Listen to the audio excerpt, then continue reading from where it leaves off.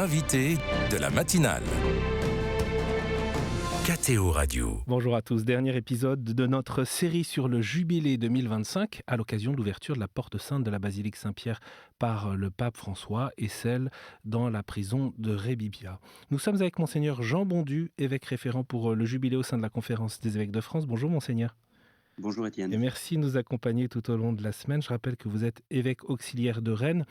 Le 29 décembre, c'est la date de lancement du jubilé dans les diocèses, donc dimanche.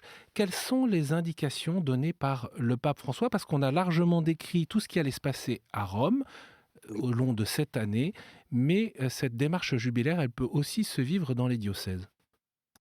Alors, ce 29 décembre, c'est la date donnée par le Saint-Père pour les diocèses, pour ouvrir le jubilé dans les diocèses. Alors, plusieurs ont souligné que ce n'était pas une date favorable, puisque c'est le dimanche au milieu des vacances. Mais voilà, nous sommes un certain nombre quand même d'évêques à vouloir respecter cette date. Et donc, il est demandé de rassembler le peuple de Dieu, tout d'abord dans une démarche de procession. Le jubilé, c'est la démarche d'un pèlerinage, c'est la démarche, nous nous mettons en route pour aller vers le Seigneur. Et donc, cette démarche de procession va pouvoir se vivre vers la cathédrale. Je donne l'exemple de Rennes, puisque je suis auxiliaire à Rennes. Le rendez-vous est fixé dans une église assez proche de la cathédrale, à quelques centaines de mètres. Et là, nous proclamerons solennellement le credo de Nicée, et puis ensuite, nous nous mettrons en marche. Et là, en marchant, nous réciterons le chapelet avec les mystères joyeux, pour nous faire redécouvrir, pour nous ancrer dans l'incarnation du Fils de Dieu. C'est ce que nous célébrons dans ce jubilé. Et puis, une fois arrivés à la cathédrale, le Saint-Père demandait qu'on célèbre l'Eucharistie, mais ce sera un dimanche après-midi, donc les fidèles auront célébré l'Eucharistie dans la paroisse. Ici à Rennes, on a fait le choix plutôt de célébrer les vêpres et puis l'adoration, de manière à nous unir à toute l'Église universelle dans cette démarche jubilaire. À l'issue de la célébration, un signe sera donné à chaque paroisse qui nous liera les uns aux autres durant toute cette année. Autrement dit, suivant le diocèse où on se trouve, il faut se renseigner pour savoir quelle est la démarche, la date, probablement ce dimanche Oui. 29 décembre, mais peut-être un autre moment pour savoir Mhm. comment entrer dans cette démarche jubilaire tous ensemble. Parce que c'est important de le faire au niveau local. Oui, c'est très important parce que tout le monde n'ira pas à Rome et puis parce que, localement, nous avons un successeur des apôtres, l'évêque, c'est lui qui nous rassemble au nom du Christ et donc l'évêque est chargé d'unir le peuple de Dieu dans cette démarche jubilaire et pas seulement dans cette démarche jubilaire, mais tout au long de la vie. C'est ensemble que nous nous convertissons, c'est ensemble que nous célébrons le Seigneur, c'est ensemble que nous allons vers les autres. Et donc, il est important d'être à la fois dans cette démarche d'unité et d'envoi. Et on évoquait au cours de notre série d'entretiens le fait que les fidèles de Rome imploraient le pape Boniface VIII pour obtenir une indulgence, et c'est ce qui a suscité le premier jubilé dans l'Église catholique, donc en l'an 1300. Mhm. Cette indulgence, jubilaire, on peut aussi l'obtenir à travers cette démarche locale. C'est possible. Oui, oui, tout à fait. Le pape François le précisait, pour obtenir cette démarche d'indulgence, il nous faut simplement euh, vivre le sacrement de réconciliation, euh, participer à une Eucharistie et puis s'unir au pape dans la prière. Voilà. Donc c'est possible en rejoignant peut-être, si on le peut, en plus, un lieu jubilaire local, puisque chaque évêque aura désigné chez lui des lieux jubilaires. Mais même sans cette démarche jubilaire, parce que si on est alité ou si immobilisé par le grand âge, on ne peut pas faire ce genre de démarche. euh, avec la réconciliation, l'Eucharistie et l'union au Saint-Père dans ses intentions, nous pouvons obtenir l'indulgence plénière. Les évêques de France ont adressé une lettre aux prêtres, aux diacres, aux personnes consacrées, aux laïcs en missions ecclésiales et à tout le peuple de Dieu à l'occasion de ce jubilé ou à l'approche de ce jubilé, puisque cette lettre, elle a été votée puis publiée au moment de votre assemblée plénière en novembre dernier à Lourdes. Il y a une phrase qui a retenu mon attention, c'est «Il faut vivre votre mission comme un nouveau départ à l'occasion de ce jubilé». Oui, parce que le jubilé est une chance, une grâce qui nous est offerte pour un nouveau départ. La lettre des évêques de France le précise au départ. Nous célébrons un jubilé de l'espérance, mais nous jubilons, oui, euh, autour de la naissance de Jésus dans un contexte qui est difficile. Euh, nous ne savons pas ce qui va en être de la bande de Gaza, de l'Ukraine, et nous ne savons même pas ce qui va en être de la France. Et sans doute que les Mahorais qui ont vécu avec ce cyclone doivent-ils se demander quel avenir va être le leur. Eh bien, comme chrétiens, nous tenons au cœur des épreuves, nous tenons à annoncer l'espérance et à vivre l'espérance. Et donc, ça peut être l'occasion d'un départ, en s'unissant à la démarche de toute l'Église, nous pouvons nous-mêmes saisir là l'occasion d'un départ. Dans cette lettre, je la cite, monseigneur, vous Mhm. évoquiez le contexte où les chrétiens sont soumis à de nombreuses pressions et tentations, un contexte d'ombre et lumière, où l'Église affronte des fragilités, de graves scandales, dans un temps d'affaiblissement numérique, de transformation de structures paroissiales. De fait, ça peut être à la fois inquiétant, angoissant. Qu'est-ce que nous invite à vivre le jubilé dans ce contexte-là? Eh bien, d'abord, à nous retrouver autour de la parole de Dieu. Si nous lisons l'Évangile, il y a de nombreux contextes, de nombreux récits de l'Évangile où finalement, avec les apôtres, avec les disciples au départ, Jésus est dans une situation précaire et périlleuse. Je pense à la tempête apaisée, je pense à même devant les foules. La foule est réunie, ils n'ont rien à manger. Que vont-ils faire? Là, on aurait pu se lamenter et finalement s'affoler. Là, le Christ est au milieu de nous. Et le Christ, au milieu de nous, suscite quelques-uns des pasteurs, mais pas seulement, des baptisés, pour être signe d'espérance et pour porter la bonne nouvelle et pour porter les grâces reçues de Dieu à ceux qui en ont besoin.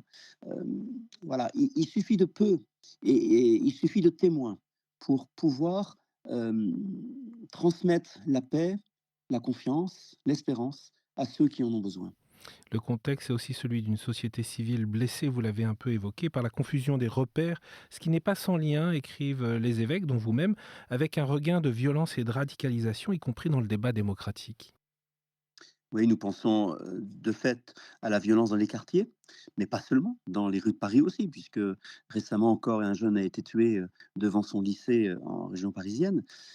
Et nous pensons aussi à toutes les questions qui se posent autour du wokisme, autour de, euh, je ne sais pas ce qui va en être de la loi sur la fin de vie. Elle va sans doute revenir au Parlement.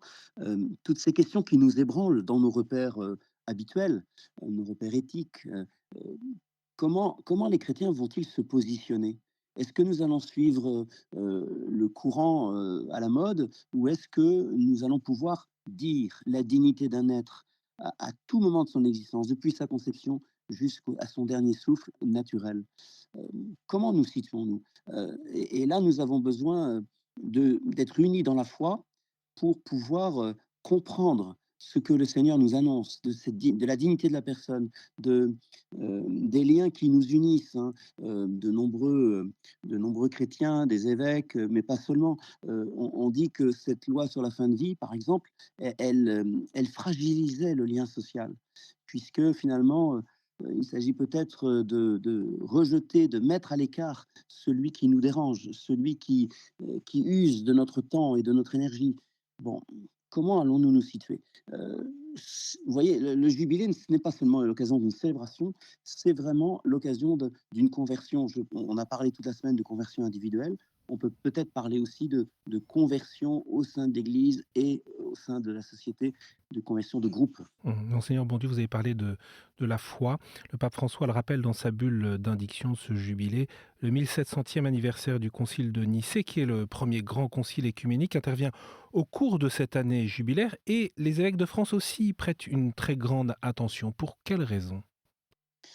Alors, d'une part parce que, le symbole de Nicée-Constantinople est un texte plus long, plus développé, peut-être, plus théologique que le symbole des apôtres, que nous professons, tous les dimanches.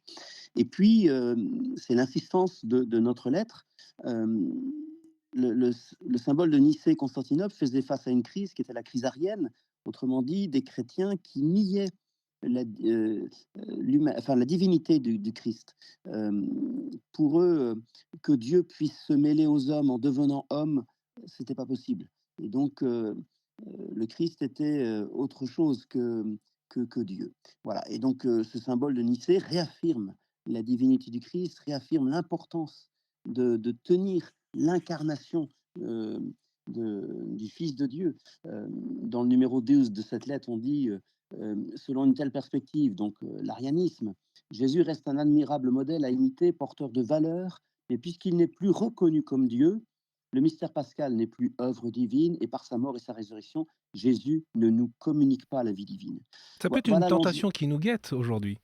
Exactement. Et c'est pour ça que nous le rappelons. De nombreux chrétiens pensent que Jésus est un modèle au niveau de la sagesse. De là à croire qu'il est ressuscité, non. Alors que le Christ étant le Fils de Dieu, donc une identité unique, qui subit le mal et la mort, qui va au tombeau, et que Dieu ressuscite. C'est l'accréditation pour nous tous, dans cette résurrection, de notre possible résurrection. Parce qu'il est le Fils de Dieu, parce qu'il est celui qui nous a rejoints et qui va jusqu'au combat ultime, à la fois contre le mal et contre la mort. Il subit comme nous les conséquences du mal et la mort, et donc que Dieu le Père le relève par le souffle de l'Esprit, c'est une promesse pour nous et c'est une espérance.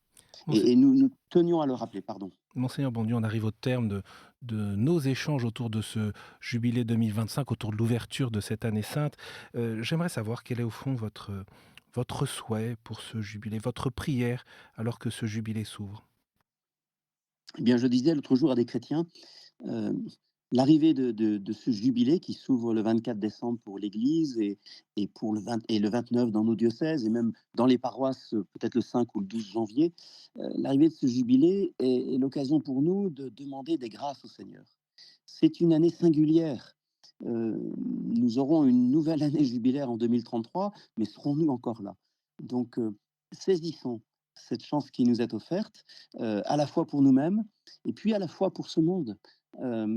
Si le pape a mis ce jubilé sous le signe de l'espérance, c'est parce que notre foi nous invite à l'espérance, nous appelle à l'espérance, mais aussi parce que nous avons à porter cette espérance au cœur du monde et les temps nous obligent d'une certaine manière.